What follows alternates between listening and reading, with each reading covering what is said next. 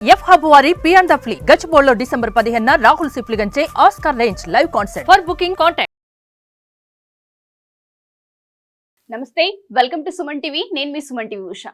అల్లు అర్జున్ ఈ పేరుకు సంబంధించి గత కొద్ది రోజులుగా వాగ్వాదాలు వివాదాలు నడుస్తున్నాయని చెప్పొచ్చు. ఎస్పెషల్లీ సంధ్య థియేటర్ దగ్గర ఏదైతే తొక్కిసలాట్లు ఆయన పైన కేసు ఫైల్ చేయాలని మాట్లాడుతూ ఉన్నారు. ఎట్టకేలకి వాళ్ళ చిక్కడపల్లి పోలీస్ స్టేషన్ ఎవరైతే పోలీసులు ఉన్నారో ఆయన ఇంటి వద్దకు వెళ్ళి అరెస్ట్ చేశారన్న వార్త మనం వింటూ ఉన్నాం. దీనికి సంబంధించిన పూర్తి విచారణ ఏంటి, ఏ విధంగా ముందుకెళ్లే అవకాశం ఉంటుందన్న వాటిపైన మనతో పాటు హైకోర్టు అడ్వకేట్స్ రవీంద్రనాథ్ గారు అండ్ దాంతో పాటు శశికాంత్ గారు ఉన్నారు. వాళ్ళని అడిగి తెలుసుకుందాం.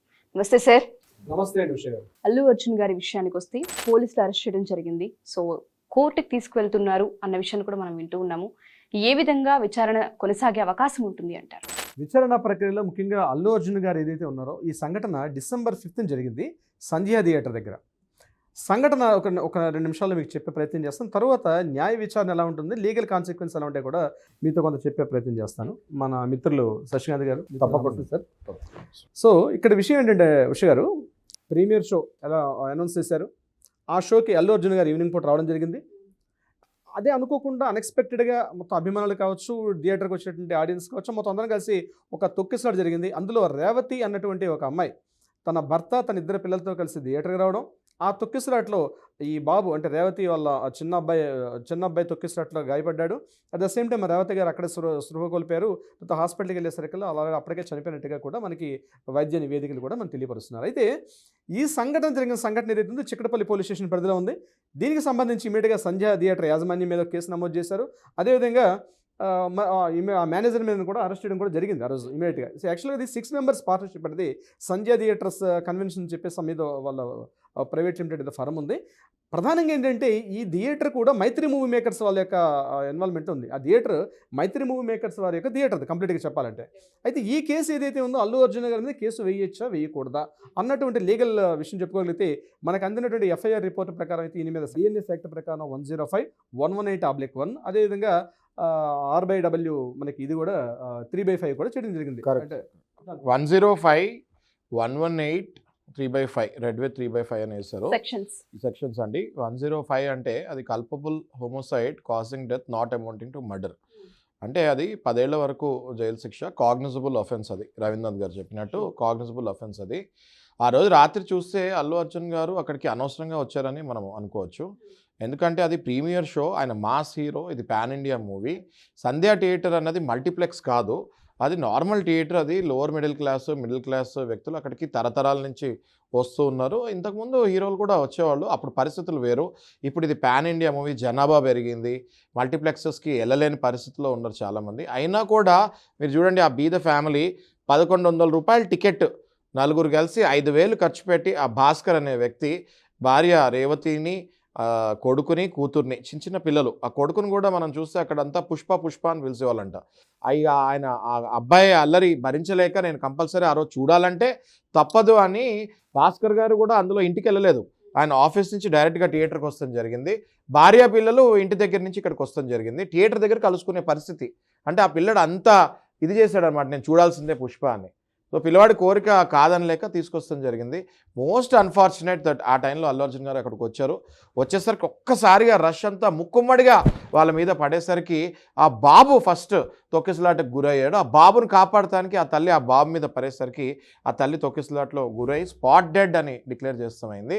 హాస్పిటల్ తీసుకెళ్లే లోపే స్పాట్ డెడ్ అని చెప్తాం జరిగింది. ఆ అబ్బాయి ఇంకా వెంటిలేటర్ మీద ఇన్నాళ్ళైనా కూడా, వారం రోజులైనా కూడా దగ్గర ఇంకా వెంటిలేటర్ మీద కొట్టుమిట్లాడుతున్నాడని మనకు తెలుస్తుంది. ఏదేదైనా కూడా ఇమీడియట్గా భాస్కర్ గారు వెళ్ళి పోలీస్ స్టేషన్లో కంప్లైంట్ ఇస్తాం జరిగింది.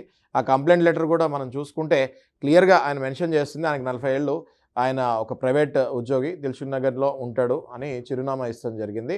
మేము అందరం అక్కడికి వచ్చాము. 9:40 ఆ ప్రాంతాన అల్లు అర్జున్ గారు అక్కడికి వస్తాం జరిగింది. ఆయన వచ్చిన తర్వాతే అక్కడ అలజడి, రష్ అవుతాము, ఇవన్నీ కూడా అప్పుడే స్టార్ట్ అయినాయి. దానివల్లే ఈయన చనిపోయాడు అని చెప్పి, ఈమె చనిపోయింది అని చెప్పి కంప్లైంట్ ఇస్తాం జరిగింది. ఆ కంప్లైంట్ నమోదు చేసిన పోలీసు వాళ్ళు 105/118/3/5 ఇవన్నీ సెక్షన్స్ పెట్టడం జరిగింది. ఇవన్నీ కూడా సంధ్య యాజమాన్యం పైన, అల్లు అర్జున్ పైన, అల్లు అర్జున్ స్టాఫ్ పైన పెట్టడం జరిగింది. ఇది ఎఫ్ఐఆర్ కనుక చూస్తే. శశికాంత్ గారు, విషయం ఏంటంటే పబ్లిక్ రకరకాలుగా మాట్లాడుకుంటారు. ఏదైతే ఆ రేవతి అనేటువంటి అమ్మాయి చనిపోయిందో ఆ మహిళకి అల్లు అర్జున్ గారు కావాలని చంపలేదు కదా, అసలు ఈ అల్లు అర్జున్ గారికి సంబంధం లేదు కదా అని ఒక వర్గం వాదిస్తారు. అవును.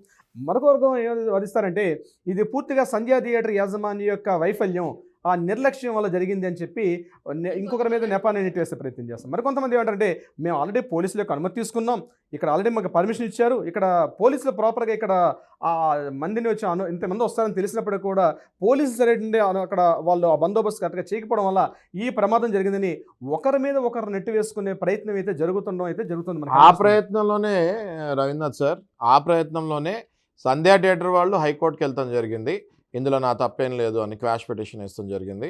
అలాగే మళ్ళీ మైత్రి మూవీస్ వాళ్ళేమో ఇందులో నా తప్పేం లేదు అంటున్నారు. అల్లు అర్జున్ గారేమో హైకోర్టుకి వెళ్ళి ఇందులో నా తప్పు లేదని లంచ్ మోషన్ లో క్వాష్ పిటిషన్ ఇస్తాం జరిగింది. మరి ఎవరు తప్పు లేకపోతే రేవతి అనే మహిళ ఎలా చనిపోతుంది అనేసి ఇప్పుడు ఉదాహరణకి మనం అంటే నేను లీగల్ పరంగా మాట్లాడతానండి. ఇక్కడ అభిమానుల చట్టం ఇవి పక్కన పెట్టేసింది కాసేపు. నేను లీగల్ పరంగా చెప్పే ప్రయత్నం చేస్తాను. ఫర్ ఎగ్జాంపుల్ ఇది ఒక వాటర్ బాటిల్ అండి. ఈ వాటర్ బాటిల్ కంపెనీ ఏం చేశారంటే ఒక పెద్ద హోర్డింగ్ పెట్టారు, మా వాటర్ బాటిల్ తాగండి ఖచ్చితంగా బాగుంటుందని చెప్పి వాళ్ళు ఒక పబ్లిసిటీ చేసుకున్నారు. అయితే మనలాంటి ఒక వ్యక్తి ఒక వ్యక్తి ఏం చేశారంటే ఆ బోర్డు చూసి హోటల్కి వెళ్ళి ఈ వాటర్ బాటిల్ పర్చేజ్ చేశారు. పర్చేజ్ చేసి ఈ వాటర్ బాటిల్ తాగారు. అనుకోకుండా ప్రమాదం జరిగింది, చనిపోయారు అనుకుందాం. ఇప్పుడు ఈ చనిపోయినటువంటి వ్యక్తి ఈ వాటర్ బాటిల్ కంపెనీ మీద కేసు ఫైల్ చేశారు చేయరా? ఖచ్చితంగా చేస్తారు. ఖచ్చితంగా ఈ కంపెనీ లీగల్ కాన్సిక్వెన్సెస్ ఫేస్ చేయాలి వద్దా? చేయాలి. ఎందుకంటే సేమ్ ఇదే ఇక్కడ అప్లై అవుతుంది. ఎలా అప్లై అవుతుందంటే ఇప్పుడు జరిగిన సంఘటన ఏంటి, December 5th ప్రీమియర్ షో అని చెప్పారు, 2000 కోట్ల రూపాయల మా టార్గెట్ అని చెప్పారు, సినిమా రిలీజ్ అవుతుందని చెప్పారు, జన సమీకరణ చేశారు, అభిమానుల్లో సోషల్ మీడియాలో యూట్యూబ్లో పేపర్లో పత్రికల్లో టీవీల్లో కూడా చంపారు, అది చూసి వచ్చారు. సో ఇప్పుడు చాలామంది ఏం చేస్తున్నారు, చాలామంది ఈ వీడియోతో చెప్తున్నాను ఆమె వెళ్ళడం తప్పు, ఆమె ఎందుకు వెళ్ళాలి, 4 రోజుల తర్వాత వెళ్ళొచ్చు కదా, తప్పంటాను. ఆ మాట అనడం తప్పంటాను. ఎందుకంటే తనకి ఇంట్రెస్ట్, ఇందాక మిత్రులు చెప్పినట్టుగా అడ్వకేట్ గారు చెప్పినట్టుగా తనకి పిల్లలు చెప్పారు, పిల్లలు ఇంట్రెస్ట్ పిలిచారు కాబట్టి ఇంట్రెస్ట్గా వచ్చాడు ఆయన. ఇప్పుడు ఎలా అయితే ఇప్పుడు అనొచ్చు మీరు ఈ ఎగ్జాంపుల్ దీని కాస్త వెనక్కి వెళ్తే ఈ వాటర్ బాటిల్ ఎందుకు తాగాలి, ఇంకొక వాటర్ బాటిల్ తాగొచ్చు కదా, ఆ వాటర్ బాటిల్ తాగితే అని మనం క్వశ్చన్ చేయలేము. మనం ఇక్కడ చట్టం ఏం చెప్తుంది, publicity what is the meaning of ప్రచారం అని మనకి సెక్షన్స్ ఏం చెప్తాయి, జీవోలు ఏం చెప్తున్నాయి, ప్రచారం అంటే నా ప్రోడక్ట్ బాగుంది కాబట్టి మీరు రండి, నా ప్రోడక్ట్ బాగుంది కాబట్టి మీరు తినండి, నా ప్రోడక్ట్ బాగుంది కాబట్టి మీరు తాగండి అని చెప్తుంది ప్రోడక్ట్. మీరే రమ్మని చెప్పి ఎందుకు వచ్చారంటే ఇప్పుడు సో ఇక్కడ ఏమైందంటే ఇప్పుడు వాళ్ళు ప్రచారం చేసింది ఏంటి, నా సినిమాకి రండి అన్నప్పుడు ఖచ్చితంగా వస్తారు.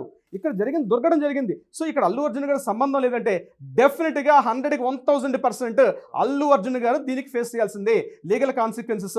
ఏదైతే ఇప్పుడు ఆయన చెప్తున్నట్టు ఈ సెక్షన్స్ 105 కావచ్చు, 118 కావచ్చు, ఖచ్చితంగా ఆయన ఫేస్ చేయాలి. ఈరోజు క్వాష్ పిటిషన్ ఇచ్చినప్పుడు కూడా హైకోర్టు ఈరోజు లంచ్ మోషన్లో పెండింగ్లో ఉంది. నాకు తెలిసి ఇది న్యాయం జరగాలి అంటే ఖచ్చితంగా ఇక్కడ నాకు అల్లు అర్జున్ మీద ప్రత్యేకంగా గ్లెడ్జ్ లేదు. నేను ఒక అడ్వకేట్గా నేను న్యాయం వైపు నేను మాట్లాడతా. నాకు కావాల్సిన న్యాయం. ఇక్కడ సమాజంలో ఈ చట్టానికి ఎవరు చుట్టాలు కాదు, పెద్దవాడైనా చిన్నవాడైనా ఖచ్చితంగా ఆ లీగల్ కాన్సిక్వెన్స్ ఫేస్ చేసిందే. సో ప్రచారం జరిగేటప్పుడు ఖచ్చితంగా ఒక దాన్ని ఏమంటారంటే తెలంగాణ భాషలో ఒక సోయి ఉండాలి.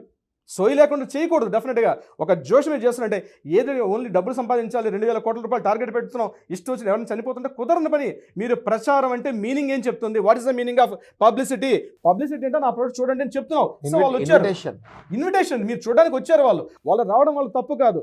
జరిగింది కంట్రోల్ చేయాల్సిన బాధ్యత అక్కడ ఉన్నటువంటి అల్లు అర్జున్ గారు, అక్కడ పబ్లిక్ ఫిగరు, ఆయన ఒక సెలబ్రిటీ, ఈయన బాధ్యత ఉంటుంది. అట్ ద సేమ్ టైం అక్కడ మూవీ మేకర్స్ ఎవరైతే ఉన్నారో ప్రొడ్యూసర్స్ బాధ్యత ఉంటుంది. ఇంతమంది కంట్రోల్ చేయాల్సింది. ఇప్పుడు ఈ జరిగిన దుర్ఘటన ఏదైతే ఉందో ఈ యొక్క చావుకి ఎవరు కారణం అంటే ఇంతమంది కారణం మూవీ మేకర్స్ ఇబ్బందే, at the same Sandhya theatre యాజమాన్యం చేసింది అల్లు అర్జున్ గారు తర్వాత వచ్చిన అనుసర సిబ్బంది, వీళ్ళందరూ కూడా ఈ యొక్క భారీ మూల్యం చెల్లించుకోవాలి. చట్ట ప్రకారంగా అందరూ కూడా సమానులు కాబట్టి దీనికి సంబంధించి అల్లు అర్జున్ గారు చట్ట ప్రకారంగా ఎదుర్కోవాల్సిందే. దాని ప్రకారంగా లోబడి ముఖ్యంగా నేను ఈ పోలీసులు కూడా నేను ఏదైతే పోలీసు యంత్రాంగం చేశారో వాళ్ళు కూడా అభినందన తెలుపుతున్నాను. ఎందుకంటే అట్లీస్ట్ మేము ఉన్నామని చెప్పి ఈరోజు ఏదైతే ఇంట్రాగేషన్ బట్టి తీసుకెళ్ళారు, ఇంట్రాగేషన్ నాకు తెలియదు, బట్ ఇప్పుడు మన అందిన ఇన్ఫర్మేషన్ ప్రకారం సో డెఫినెట్గా ఇక్కడ అభిమానులు వీళ్ళందరూ ఎవరో ఫీల్ అవుతారని చెప్పి చట్టాలు మీకోసం మరో గుర్తు పెట్టుకోవాల్సిన అవసరం ప్రతి ఒక్క అభిమానికి కూడా ఉంటుంది.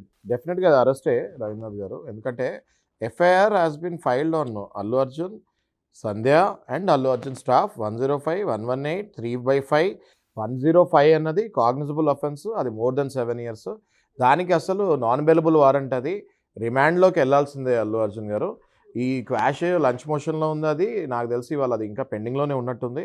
ఖచ్చితంగా అల్లు అర్జున్ గారు లోపలికి వెళ్ళి మళ్ళీ బెయిల్ అప్లై చేసుకొని బయటకు వచ్చే పరిస్థితి ఉంటుంది. ఇది చాలా చక్కటి మెసేజ్ ఇచ్చారు పోలీస్ వాళ్ళు. నెక్స్ట్ టైం ఏ హీరో అయినా కూడా చాలా జాగ్రత్తగా పబ్లిక్లోకి వెళ్ళినప్పుడు చాలా జాగ్రత్తగా ప్రవర్తించాలి. ఎందుకంటే మీరు మీ అభిమానాల ప్రాణాలు తీయకూడదు అని రిక్వెస్ట్ చేస్తాను. సో ఏదేమైనా మీరు అన్నట్టుగానే కోర్టు విచారణ అయితే జరిగే అవకాశం ఉంది కాబట్టి ఏ విధంగా ఉంటుంది, కోర్టు తీర్పు ఏ విధంగా వచ్చే అవకాశం ఉంటుంది అన్న దానిపైన మరొక వీడియో చేద్దాం. Thank you sir, thank you so much. Thank you so much Usha గారు.